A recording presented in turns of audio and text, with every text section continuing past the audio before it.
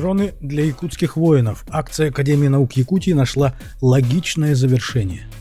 Месяц назад прошла в Академии наук Якутии акция «Наука для фронта», приуроченная славной исторической дате 300-летию Российской Академии наук. За пару дней было собрано более 1 600 000 рублей. Эту сумму президент Академии наук Леонид Владимиров вручил руководителю Северо-Восточного фонда помощи и поддержки Донбасса Николаю Бугаеву для технического оснащения боевых систем наших якутских воинов. Именно на эти средства в течение короткого промежутка времени якутскими специалистами, сотрудничающими с Центром по подготовке операторов беспилотников, были собраны и подготовлены к отправке 20 FPV First Person View дронов, беспилотных скоростных летательных аппаратов, где видеокартинка передается на очки виртуальной реальности. Именно такими дронами на днях были уничтожены на СВО 2 американских танка «Абрамс». Предлагаем занимательный видеосюжет о передаче современных боевых средств нашим якутским представителям в войсках с участием ученых Академии наук Якутии. Такой, наверное, был, да, примерно? Да, вот такой десятка дроней поразил танк «Абрамс». Вот он как раз. Задача была максимально короткие сроки выбрать самый лучший дрон, и чтобы цена была относительно дешевая. Максимум сколько может быть? 10 минут. 10 минут. Да. Этого хватает. Они разгоняются до 200 км в час. Это более чем достаточно, чтобы пролететь 5-7. А при электросляторе это когда усилится сигнал до 10 км. Я сразу говорю, как человек военный, FPV это сейчас в настоящее время в вооруженных силах это как бы глоток воздуха, который не хватает нашим войскам. Сражения, которые сейчас осуществляются между ВСУ и нашими войсками, FPV делают полностью все мероприятия и атаки, и поражения живых сил и техники именно FPV дронами. И подготовленные ребята, тут умеющие пилотировать данным оружием, могут привести войска те победы, которые мы сейчас достигаем. Сейчас Министерство обороны работает, программа эта очень сильно работает в этом направлении, в том числе и ВСУ. Таким людям, как Леонид Николаевич, которые поддержали эту программу. Вот первая партия, которая сейчас поедет, и мы отзыв будем иметь, потому что мы отправляем своим парням.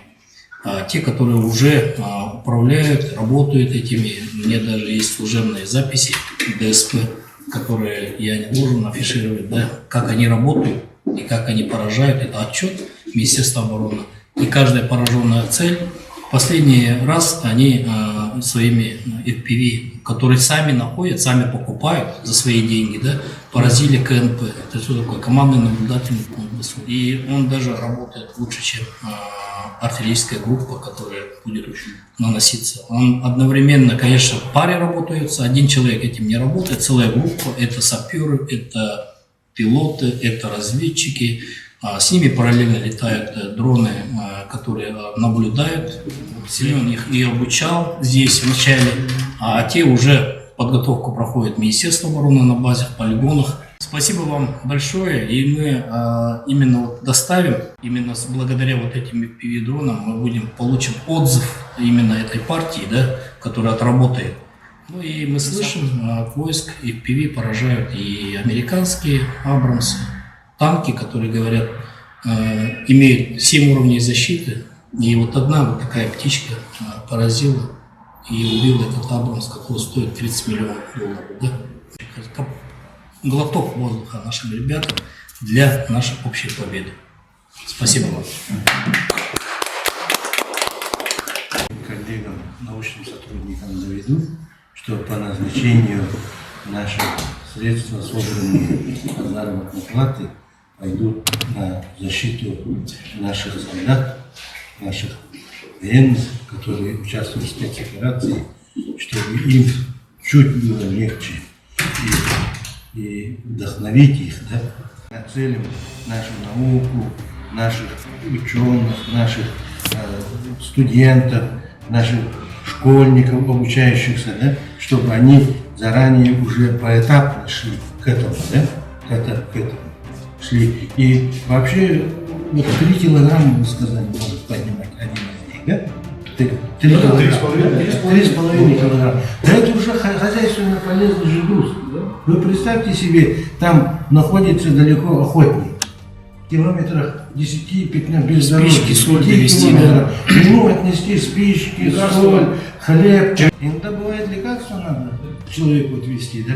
И уже полезно. Поэтому одновременно для... Не вечно же у нас будет эта спецоперация. Ну, победим, а потом народно-хозяйственное направление. И наши люди уже не только сборку будут уметь, да? Не только упаковывать, не только продавать, не только управлять, но производить товары конкурентоспособные. Все-таки нам надо работать над теми товарами наукоемкими, где можно, собрав, сделав, прибавочную стоимость оставить. Мы сейчас выполнили 2 задачи. Да? Первое, это мы вам предоставили возможность заказ сделать, да? Мы профинансировали, да, зарплаты. И во-вторых, этот заказ разместился у нас. Да? Да, это значит прибавочная стоимость, ну хотя может небольшая, но все равно люди работали, получили зарплату. Это 2 раза как бы зарплату получили мы и они. А на самом деле это деньги Путина. Он 200% поднял зарплату научным сотрудникам. Путин дал. И люди из этих денег научные сотрудники. Это у кого высокая зарплата дали, у кого майским указом подняты зарплаты. Это ученые проявили патриотизм. Вообще у нас холод – это наше богатство. Холод – это фундамент, на котором мы все родились, мы все здесь должны быть лидерами. Лидеры холода. Холод – это энергия. Холод – такой патриотизм науки должен сейчас поднять. Владимир Владимирович сейчас же послание, наука, технологии, вообще вот сейчас мы только должны производить самую наукоемкую, самую конкурентоспособную продукцию. А потом после спецоперации эти продвинутые ребята где-то должны работать. Так же? Да, обязательно. Вот, наверное, это территория наша, мы своих и других ребят возьмем, и у нас создадутся новые рабочие места, если это недrodобыча, недропереработка и сбор или продукция, та, которая в мире будет востребована, прибавочная стоимость у нас остается, тогда высокие зарплаты, и эти люди самых таких продвинутых нам. Это же хорошо. Поэтому вам спасибо, что вы наши средства направляете по нужному.